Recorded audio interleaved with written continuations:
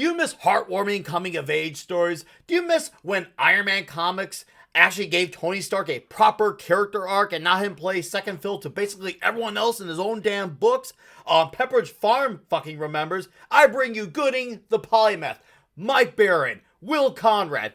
Mike Baron has done Nexus, Badger, Florida Man, Private American, The Punisher for Marvel, The Flash for DC, and so much more. You got Will Conrad, dabbing a little bit of Hawkman, dabbing a little bit in Conan, coming off hot off of Flash Gordon with Jeremy Adams recently. What a powerhouse combo to be doing this comic. As I suspected, 32 flavors. Goodyng the Polymath is a tale of two different stories. On one hand, you got one whose life experience, he overcomes adversity, gets simply rewarded for it. And then on the other hand, you have Ronald Hodges, the guy who becomes Splatterpuss. And while he is a bit of a go-getter himself, he'll do whatever it takes to make his ends justify his own means. You see the two parallels between the two guys as they both come up in life, from freshman year to senior year. One does college, the other does the military. One gets married, the other does time in prison. And then, of course,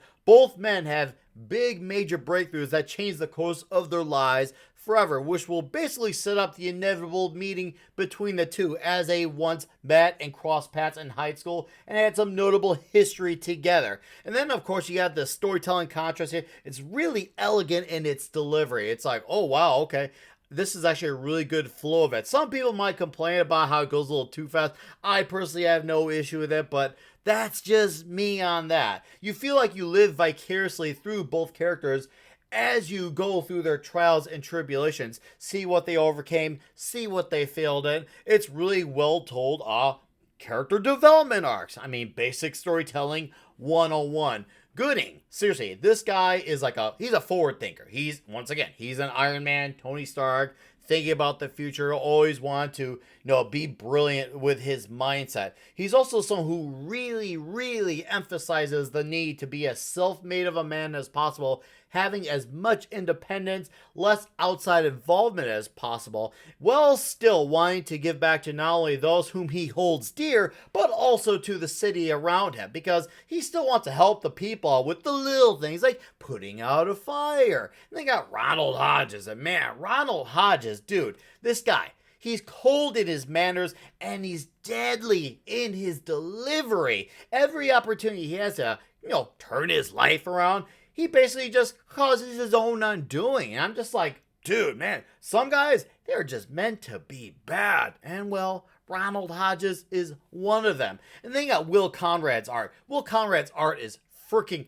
excellent, and maybe even better than what he did on the already great Flash Gordon comic, which I love. The world he draws these characters in feels bright and hopeful, and his lines are very clean, and it's just like, wow, this guy, he's got the skill, man. And of course, his small moments feel personal and intimate, and his action, it's rapid in its pace, and it's gripping in its execution. And Mike Baron, he doesn't waste a single damn word with any of his characters. So it's very tight on the dialogue, and he makes you feel like you're growing with the characters, and even brings in some of his signature tropes as well, like the singing characters. I'm like, oh, okay, I see what you did there, Mike. That's one of your signature beats. He even had some parts in from the state of Colorado into the story. So he does have his own Baronisms, if you will. And I'm with that too. So if I had to give one small gripe to the story, I probably would honestly have to say the ending, because even though the comic is a story that's a one-shot, that's what was labeled, and there has been, talks and possibility of it being something that they could do more of, it feels like the end was kind of an anticlimactic ending, really, because it wasn't necessarily bad, but you're just kind of like, oh, this feels like this isn't finished. And I know it's an ongoing universe and stories develop and things spin off into other books, but it just felt like a really off ending.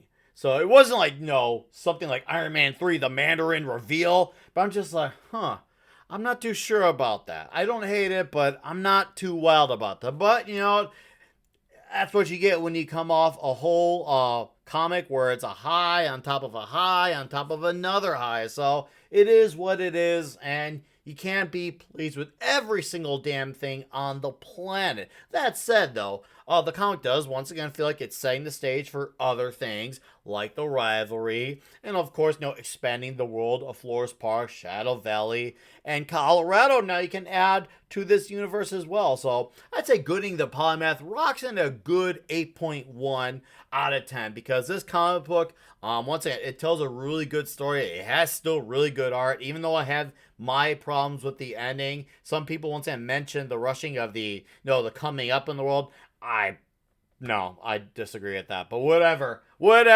If you're a Mike Baron fan or Will Conrad fan, this is definitely your comic book to be buying. If you're a Rippaverse fan and you just want to be a completist, yeah, this is definitely the book to be going for. And I could definitely see this book probably being the first book that someone who may be like a skeptic, this could be their first comic book that they get in with. So yeah, anyways, go buy Goodyng the Polymath cover D if you haven't yet. Thank you for watching this video, and you lay down your souls to the gods rock and roll. La iglesia dicen que hay que perdonar.